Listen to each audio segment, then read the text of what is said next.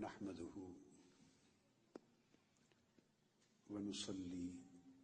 ونسلم على سيدنا ومولانا محمد رسوله النبي الأمين المكين الحنين الكريم الرؤوف الرحيم. أما بعد، فأعوذ بالله من الشيطان الرجيم. بسم الله الرحمن الرحيم.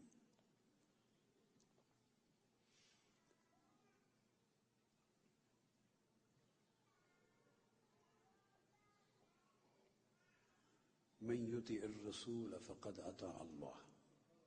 صدق الله مولانا العظيم.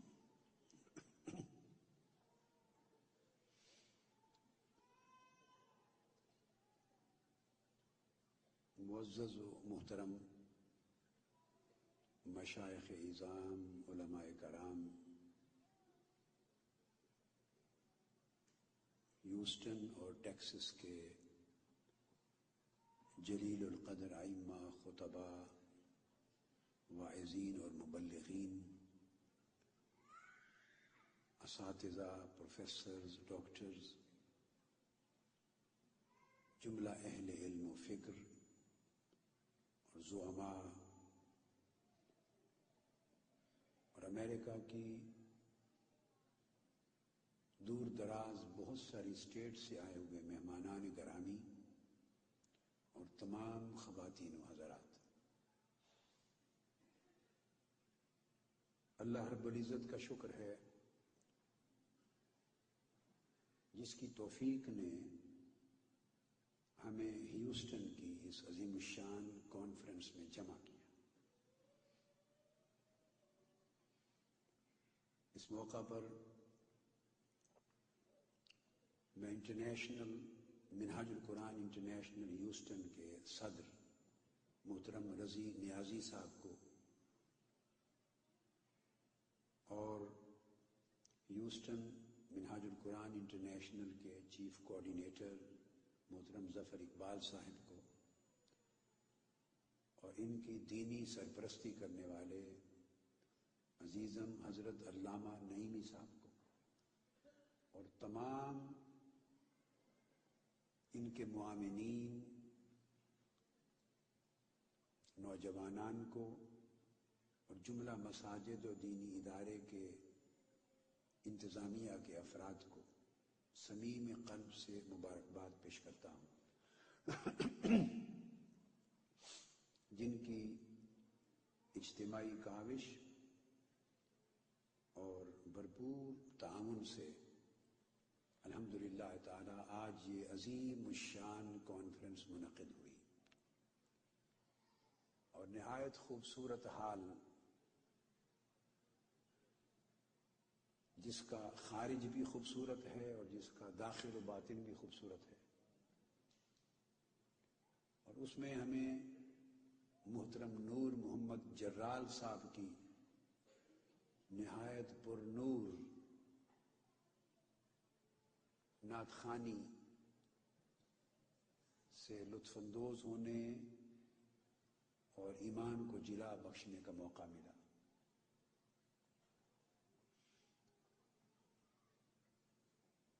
آج کی اس کانفرنس کا عنوان رکھا گیا ہے قرآن اور شان رسالت۔ یہ بڑا اہم موضوع ہے۔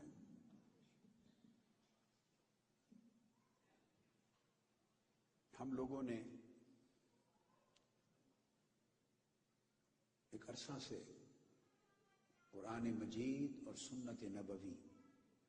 حدیث رسول صلی اللہ علیہ وسلم کا مطالعہ چھوڑ دیا ہے، اور قرآن اور سنت یعنی کتاب الہی اور حدیث رسول سے علمی تعلق اور عملی تعلق توڑ لینے یا کمزور کر لینے کے نتیجے میں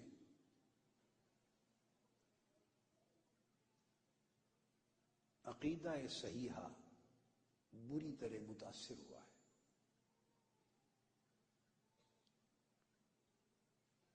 اس بات میں کوئی شک نہیں کہ آپ احباب حضور علیہ الصلوۃ والسلام سے محبت کا دم بھرنے والے، آقا علیہ الصلوۃ والسلام کے ادب اور تعظیم و تکریم کو ایمان کی جان سمجھنے والے، حضور علیہ الصلوۃ والسلام سے ہر وقت توسل کرنے والے، آقا علیہ الصلوۃ والسلام کی شفاعت پر بھروسہ کرنے والے، حضور علیہ الصلوۃ والسلام کی محبت، اطاعت اور اتباع اور آپ کی سیرت طیبہ، سنت مبارکہ اور اسوہ حسنہ، اس کو زندگی کا زیور بنانے والے، حضور علیہ السلام کا میلاد منانے والے، حضور صلی اللہ تعالی علیہ وآلہ وسلم کی شان، آپ کی عظمت اور آپ کے علو مرتبت پر کامل ایمان رکھنے والے، اور آقا علیہ السلام کی محبت اور آپ کی عظمت کے ترانے گانے والے اور نغمے بلند کرنے والے، یہ تمام لوگ اپنے عقیدہ کے اعتبار سے 100% حق اور درست ہیں، اس امر میں کبھی ایک رتی برابر شک نہ کریں۔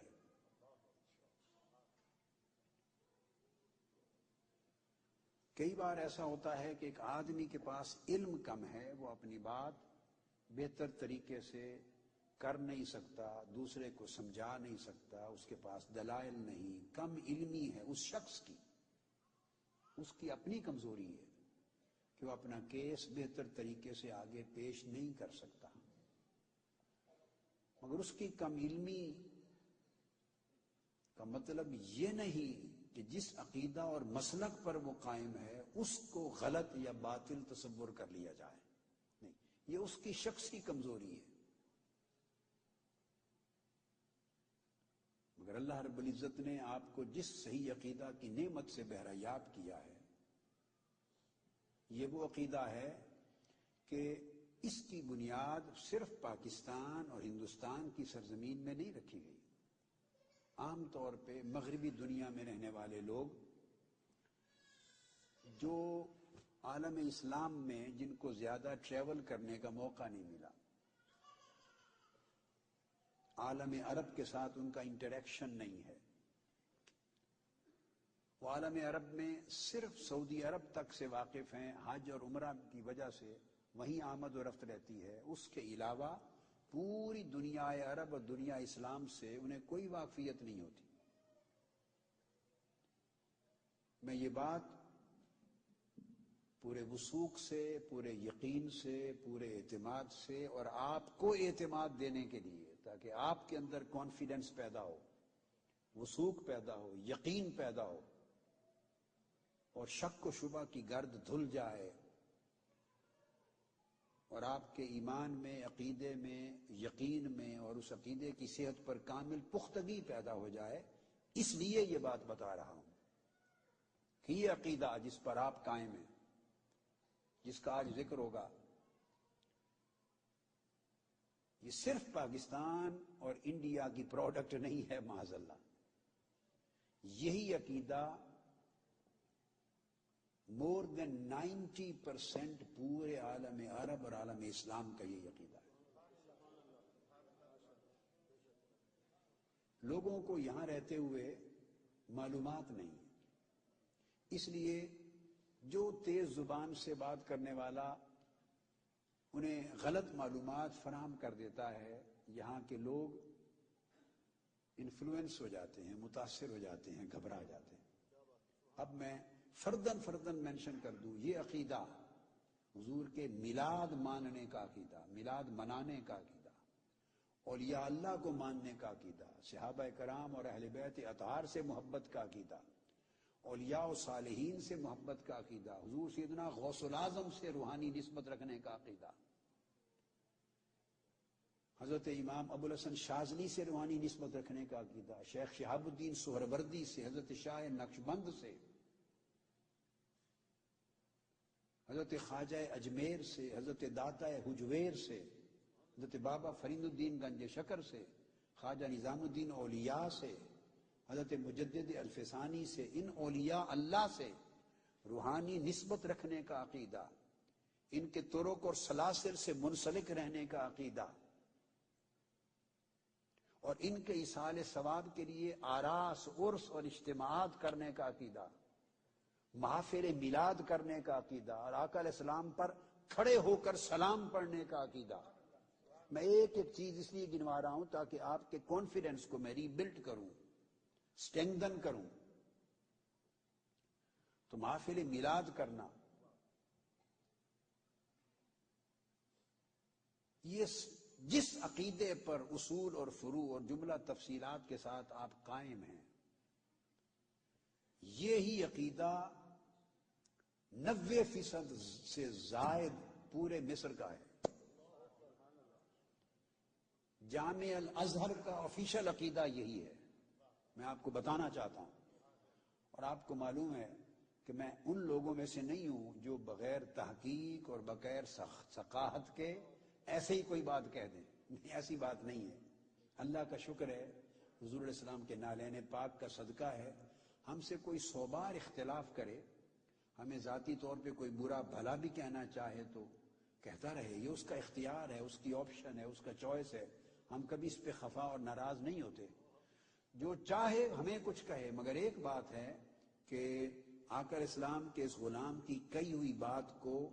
آج زمانہ گزر گیا، کوئی شخص کبھی رد نہیں کر سکا.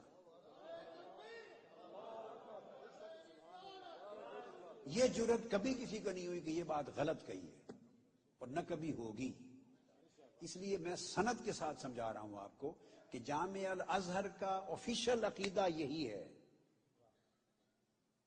وہاں کے شیخ الازہر میلاد منانے والے ہیں، اور صرف موجودہ شیخ الازہر نہیں،